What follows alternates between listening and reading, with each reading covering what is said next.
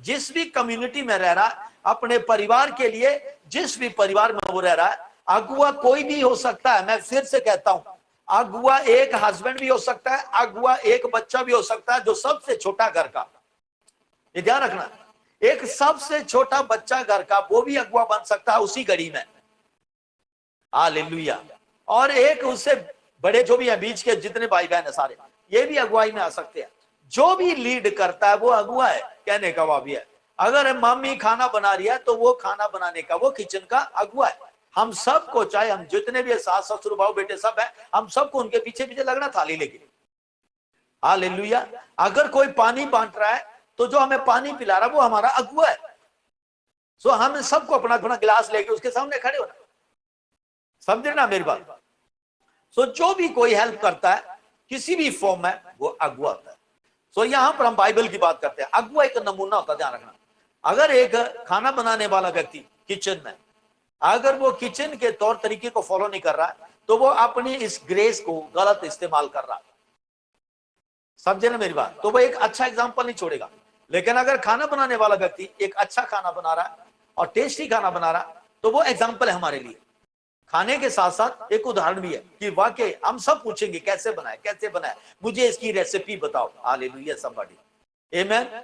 सो आप समझ रहे ना, अगुवाई का मतलब ये है। अगुवाई लीडरशिप है। लीडर इज अ मॉडल और leader is a Adarsh. Leader एक नमूना होता है और लीडर एक आदर्श होता है। एक लीडर होता है। हालेलुया। वो लीड करता है, वो लीडर है। तो यहां प्रभु ने कह दिया, जो काम मैं करता हूं, जो काम मैं करता वह भी करेगा जो कोई मुझ पर विश्वास करेगा। तो यहां पर चिन्ह और चमत्कारों की बात पे हम ज्यादा सवाल करते हैं। प्रभु यीशु मसीह के जो चिन्ह चमत्कार है, पवित्र आत्मा के 9 वरदान है।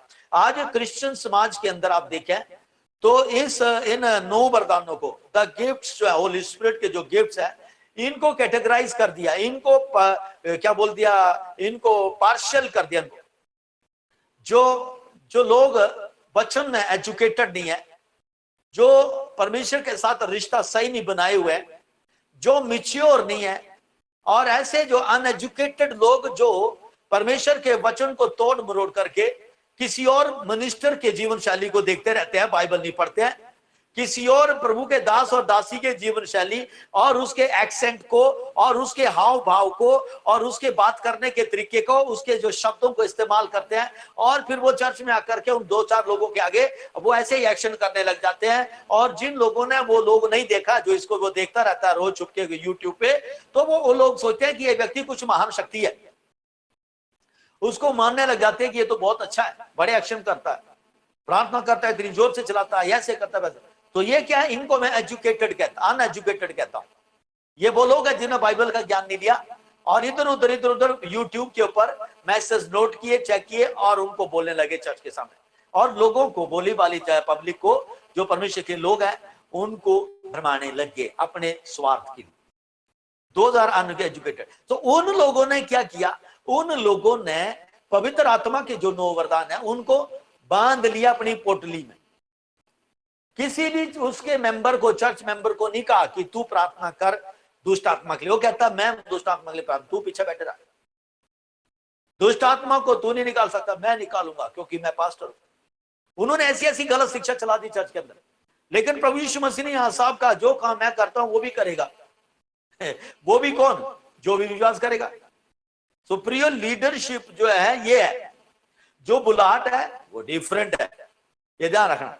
बुलाहट डिफरेंट है, और एक बुलाहट पाया हुआ, एक प्रभु की कॉलिंग है कि व्यक्ति के ऊपर, जैसे मान लीजिए पास्टर है, तो पास्टर भी एक लीडर है और पास्टर को भी एक नमूना बनना है, और एक मेंबर भी लीडर है और एक मेंबर को भी एक नमूना बनना है।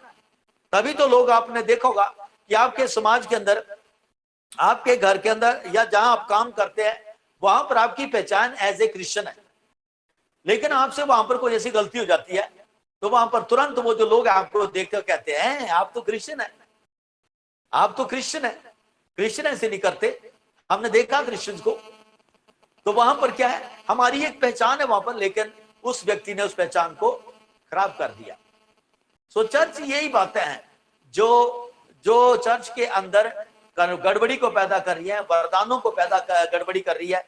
हर चीज में रोक रही। बाइबल को सही तरह से पढ़ो, आपको क्लियर हो जाएगा कि बाइबल तो साफ साफ कहती है कि 9 वरदान हर कोई इस्तेमाल हो सकता है, दुष्ट आत्मा हर कोई निकाल सकता है, भूत प्रेतों को हर कोई निकाल सकता है जो विश्वास करता है प्रभु यीशु मसीह के नाम के ऊपर।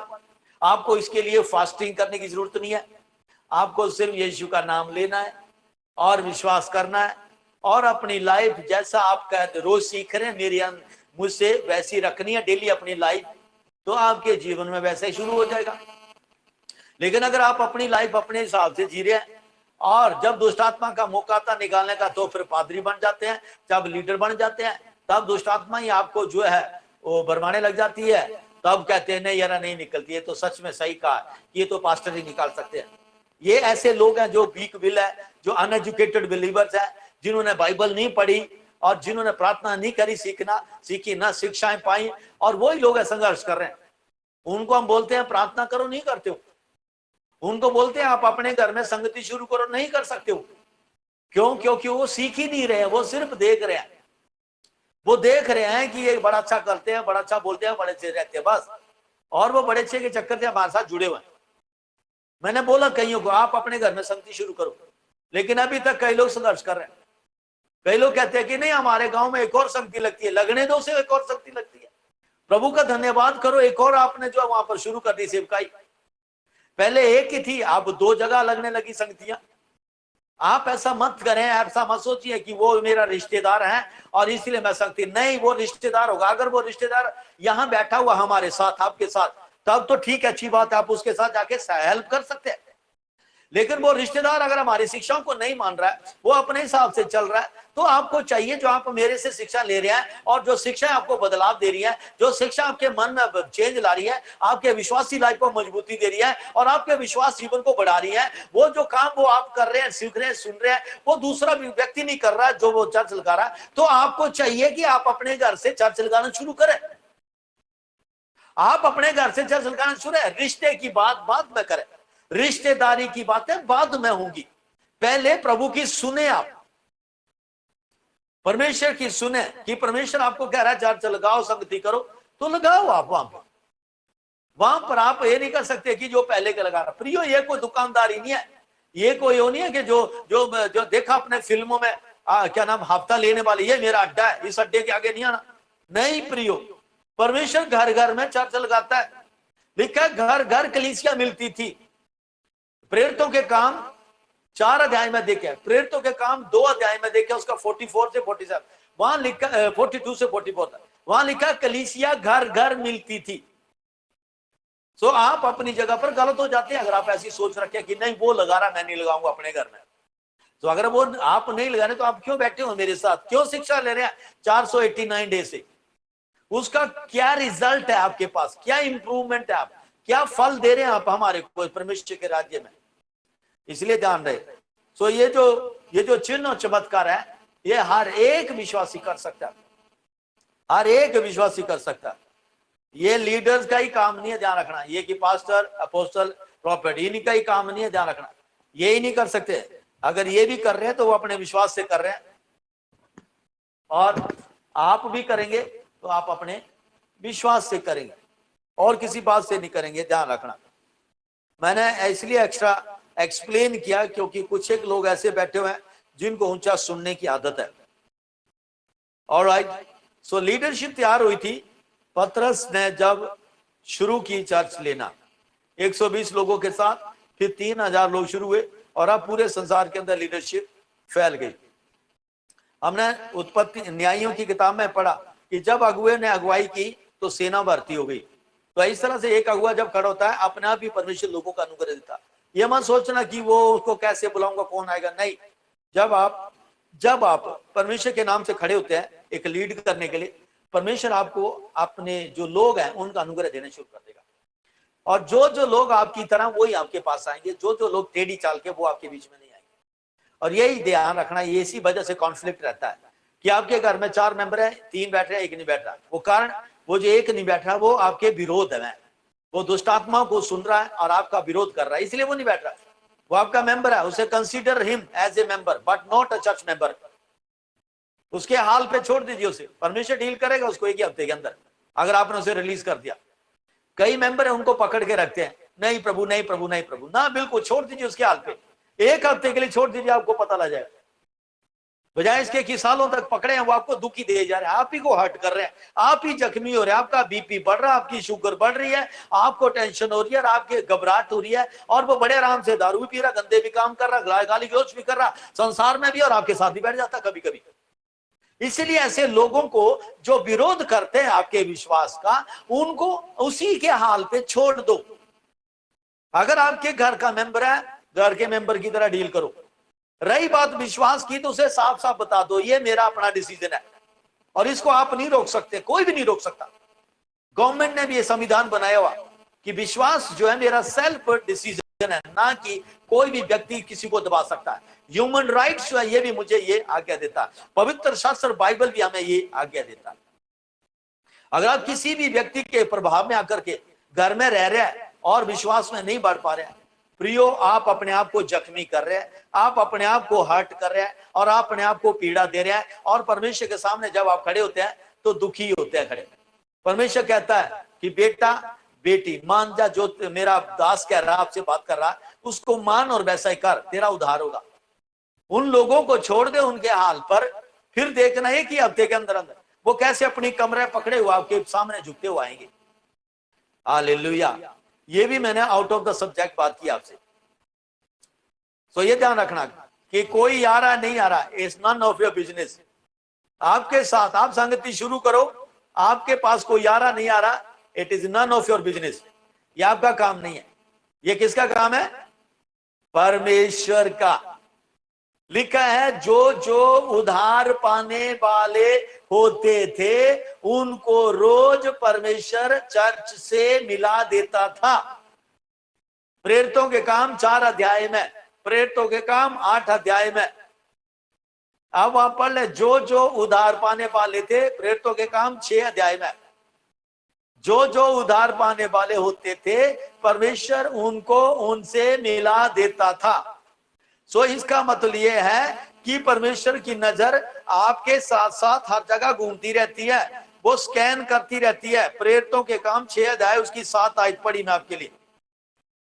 जो विश्वास करने वाले होते थे परमेश्वर उनको उनसे मिला देता था। हालेलुया। परमेश्वर उनसे मिला देता था। सो प्रियो, ये परमेश्वर का काम है आपके बीच में लोगों को ऐड करना। ये आपका काम नहीं है। अगर 1 महीना तक आपके साथ कोई नहीं आया है तो मत कुड़कुड़ाएं, मत कुड़कुड़ाएं, ना ही अपने आप को शोकित करें, निराश करें। परमेश्वर ने 1 महीना इसलिए नहीं जोड़ा किसी को क्योंकि परमेश्वर आपको कुछ शिक्षा देना चाहते थे 1 महीना। तो इसलिए अगर आज परमेश्वर आपके बीच में नहीं भेजा, घुटनों पे बने रहे परमेश्वर के साथ, उसका वचन जो है वो निष्फल नहीं ठहरेगा। उसका वचन परमेश्वर के पास वापिस व्यर्थ नहीं लौटता है। तो इसलिए ध्यान रहे कि कोई आ रहा नहीं आ रहा। CFT चर्च प्रियो, मैं अपने घर से शुरू किया 4 लोगों से, मैं मेरा परिवार। और जब लोगों को पता चला कि पास्टर करतार ने क्राइस्ट फेथ टैबरनेकल चर्च संगति शुरू किया घर में, लोग आने लगे। हालेलुया। लोग जुड़ने लगे। मैंने कोई इश्तिहार नहीं छुपवाए, कोई भी किसी प्रकार की एडवर्टीजमेंट नहीं किया, ना ही मैंने कहीं पे गया हूं। कोविड के दौरान आप देख रहे हैं इन दिनों में हम परमेश्वर के अनुग्रह से अरुणाचल प्रदेश पहुंच गए हैं। सो जो जो परमेश्वर के वचनों के भूखे और प्यासे हैं, परमेश्वर ने जोड़ रहा है इस संगति के साथ। परमेश्वर के अनुग्रह से हम नेपाल पहुंच गए हैं। इंडिया से बात कर रहा हूं, वैसे तो ऑल ओवर वर्ल्ड में, हालेलुया, लेकिन इंडिया से जो है, जो गॉस्पल गया हुआ है, ये दर्शन गया है यहां से, ये इन जगहों पे जा रहा है। तो ध्यान रहे, एक अगुए को अगुवाई करनी है। जब मैं अगुआ बोलूं तो पास्टर का ध्यान रखना कि पास्टर ही अगुआ होता नहीं, जो भी अगुवाई करता वो अगुआ होता है। इसलिए यदि आपके पास सही और परमेश्वर के द्वारा स्थापित की गई लीडरशिप है तो उसके अधीन रहो। तो एक बात है कि अगर आपको अपने अगुवाई में बढ़ना है तो अपने अगुए के अधीन रहना। एक अगुआ दूसरे अगुए के अधीन रहता है, ये भी लिख लीजिए। एक अगुआ दूसरे अगुए के अधीन रहता है। कोई भी अगुआ ये नहीं कह सकता कि मेरा कोई भी नहीं, मैं इंडिपेंडेंट है। जो व्यक्ति ऐसा कहता है इंडिपेंडेंट हूं और कोई अगुवा नहीं है आपके ऊपर, तो आप बिना सिर के हैं और आपके पास कोई अगुवा नहीं है। आप जब अगुवाई करेंगे तो गलत हो सकता है, आपकी अगुवाई गलत हो सकती है, क्योंकि बाइबल साफ साफ बताती है सबोपदेशक में कि एक अधिकारी के ऊपर दूसरा अधिकारी होता है, और इस तरह से दूसरे अधिकारी के ऊपर तीसरा अधिकारी होता है, और उन सब के ऊपर भी एक और अधिकारी होता है। तो सब के ऊपर परमेश्वर नजर रखे रहता है। ऐसे ही चर्च के अंदर होता है प्रियो, एक अगुए के ऊपर दूसरा अगुआ होता है, ताकि उनको जो है एक सही राह पर अगुवाई की जाए, सही राह पर अगुवाई की जाए। प्रियो, ड्राइवर के हाथ में अगर गाड़ी दे दी है लेकिन ड्राइवर की आंखें नहीं है, तो क्या ड्राइवर ड्राइव कर पाएगा? बोलिए यस और नो। Very good. ड्राइवर के हाथ में, टीम लिंक वालों को सबसे पहले बोलना चाहिए था हाथों से ऐसे कि नहीं कर सकता है। ड्राइवर के हाथ में आपने गाड़ी दे दी अच्छी वाली, कोई भी गाड़ी, और उसको कह दिया ले अब गाड़ी चला, लेकिन उसकी आंखें नहीं है, वो गाड़ी चला पाएगा? नहीं चला पाएगा गाड़ी, क्योंकि जिसने गाड़ी चलानी है उसकी आंखें लीडर है, ज्ञान लीडर नहीं है। उसके पास ज्ञान है ड्राइविंग का, लेकिन वो गाड़ी नहीं चला पाएगा क्योंकि उसको देख के करना पड़ेगा। ऐसे ही एक अगुए के ऊपर दूसरा अगुआ होता है। जब एक उसके अधीन अगुआ जो काम कर रहा है वो अपना काम करता है, तो उसके ऊपर जो अगुआ उसको देखता है इससे और कैसे हम काम करवा सकते हैं, इसकी और कैसे हम अगुवाई कर सकते हैं आगे जगह। तो इस तरह से एक अगुआ दूसरे अगुए के अधीनता में रहते हुए उसका दर्शन बढ़ जाता है। काम उसी अगुए ने करना जो अधीन है, बढ़ना उसी अगुए ने जो अधीन है, दर्शन जो है एरिया उसी अगुए का बढ़ेगा जो अधीन है। जो उसके ऊपर है उसका एरिया नहीं बढ़ेगा प्रियो, वो तो सिर्फ आपकी एक्स्ट्रा आंख बना हुआ है। जो तुम नहीं देख रहे हैं वो देख रहा आपके लिए, जो तुम नहीं सुन रहे हैं काम करते हो वो आपके लिए सुन रहा काम करते हो। हालेलुया। इसीलिए अधीनता बहुत जरूरी है। दूसरा इतिहास उसका 26 अध्याय, मैं आपको अगुवाई के बारे में सिखा रहा हूं, और अधीनता दूसरा इतिहास उसका 26 अध्याय, वहां पर एक बड़ी अच्छी बात लिखी है प्रियो। दूसरा इतिहास उसका 26 अध्याय 1 से 5, वहां पे लिखा है कि जो उज्जिया राजा था, उज्जिया राजा प्रियो 16 साल का लड़का था। 16 साल का लड़का उज्जिया राजा बन गया। वाह, 16 साल का लड़का। हमारे डिकन सॉरी वो है क्या नाम, ब्रदर रोहित है शायद 16 साल का, 16 साल का कोई बच्चा बैठा, इस उम्र में वो राजा बन गया। लेकिन किसके अधीनता में? अपने पास्टर जकरया, उसका पास्टर था 5 आयत में। जकरया के दिनों में जो वह परमेश्वर की खोज में, जकरया के दिनों में परमेश्वर के दर्शन के विषय समझ रखता था। कौन? उज्जिया राजा। वह परमेश्वर की खोज में लगा रहता था, और जब तक वह यहोवा की खोज में लगा रहा तब परमेश्वर ने उसको सफलता दी। किसको? उज्जिया को। उज्जिया 16 साल का लड़का था, इजराइल के ऊपर राजा था, लेकिन किसकी अधीनता में? जकरया। किसकी अधीनता में? किसकी अधीनता में बोलेंगे? आमीन। जकरया। जकरया उसका पास्टर था। सो चर्च, अगर आप और मैं भी अगर हम एक इफेक्टिव लीडर बनना चाहते हैं, एक प्रभावशाली लीडर बनना चाहते हैं, तो मुझे और आपको भी जो है अपने अगुए की अधीनता में रहना है, अपने अगुओं की अधीनता में रहना है। अगर हम अपने अगुओं की अधीनता में नहीं रहते हैं तो प्रियो फिर आप नहीं कामयाब हो सकते, नहीं, आप बढ़ नहीं पाएंगे। आप जब तक आपके अंदर बल है तब तक चलेगा। जैसे आपका प्राण निकल गया, आपका मिनिस्ट्री भी खत्म, आपका दर्शन भी खत्म, और आपका सब कुछ खत्म, पर था लग गया आपके साथ। लेकिन अगर आप एक अगुवाई की अधीनता में चल रहे हैं, आज प्रियो क्राइस्ट फेथ टैबरनेकल चर्च 31 साल हो गए, 32वां लगा हुआ आप, 31 साल से ये कलीसिया चल रही है इसी सिस्टम से। आज मेरे आत्मिक पिता अपोस्टल ए.टी.बी. विलियम और मम्मी रेवरेंड ओमा पी. विलियम, परमेश्वर ने इनको दर्शन दिया 31 साल पहले, सन 1984 में। सो उस दिन से लेकर के उन्होंने कितने अपने नीचे लीडर्स तैयार कर दिए। ये सिर्फ लंदन हेडक्वार्टर में नहीं बल्कि ऑल ओवर द वर्ल्ड में, इंडिया भी उसमें बीच में आ गया। मैं उनकी अधीनता में यहां पर इस दर्शन को आगे ले चल रहा हूं। सो जो मैं आपको शिक्षा दे रहा हूं, आप लोग कितने प्रेरित हो गए आप उससे कि हम भी यहां पर जो है अपने घर में इस चर्च के दर्शन के आगे ले चल सकते हैं, बढ़ा सकते हैं। पास्टर प्रेमराज नेगी हैं खाबड़ में, मान लीजिए मैं चला जाता हूं कुछ सालों के बाद, तो वो दर्शन पास्टर प्रेमराज जी वहां पे चलाएंगे, और पास्टर राजेंद्र है पालमपुर में, और इस तरह से देहरादून में, इस तरह से शिलाई में, इस तरह से बठिंडा में और चंडीगढ़ में, और आप जो अलग अलग जगहों से जुड़े हमारे साथ देहरादून में, ये इस दर्शन को कैच कर लिया आपने। अब आपके पास एक पैटर्न आ गया, नमूना आ गया, आप उस नमूने को फॉलो करते रहे और आप उस ट्री के साथ, पेड़ के साथ जुड़े हैं, आप अधीनता में बने रहे, आप आगे बढ़ते जाएंगे, आपको संघर्ष नहीं करना पड़ेगा। हालेलुया।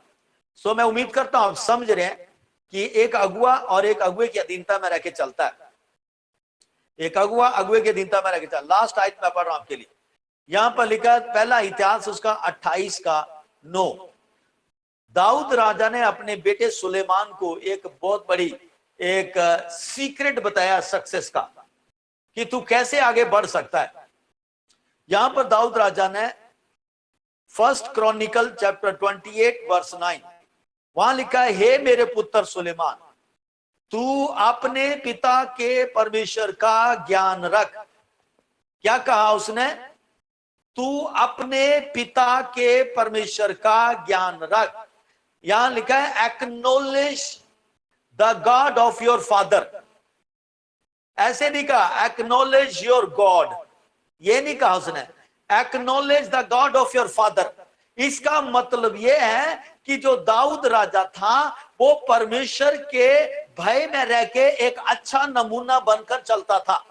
इसीलिए उसने इतनी बड़ी हिम्मत की कि अपने बेटे को कहा कि मैं जिस परमेश्वर के आगे चलता आया हूं ईमानदारी वफादारी के साथ, पूरे भय के साथ, और तूने अपनी आंखों से देखा मुझे बढ़ते हुए जब से तू पैदा हुआ मेरे घर में, तो अब मैं तुझे भी यही कहता हूं, acknowledge the God of your father.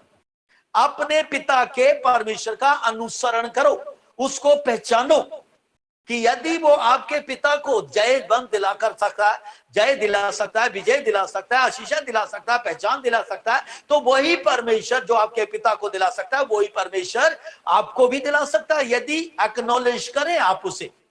तो आपको भी मैं यही संदेश देता हूं, आप अपने अगुए के परमेश्वर का, आप अपने अगुए के परमेश्वर का ध्यान रखें, जो आपके सामने रोज सुबह शाम प्रगट रूप में आता है, आपको शिक्षा देता है, आपको सिखाता है, आपकी आत्मा मेरे साथ एग्री करती है, सीख रही है। आप ही अपने आत्मिक पिता के परमेश्वर का ज्ञान रखो, तभी आप आगे बढ़ पाओगे। अगर मैं कुछ कह रहा हूं आपको लेकिन आप नहीं कर रहे हैं, इसका मतलब आप उस ज्ञान को नहीं ले रहे हैं।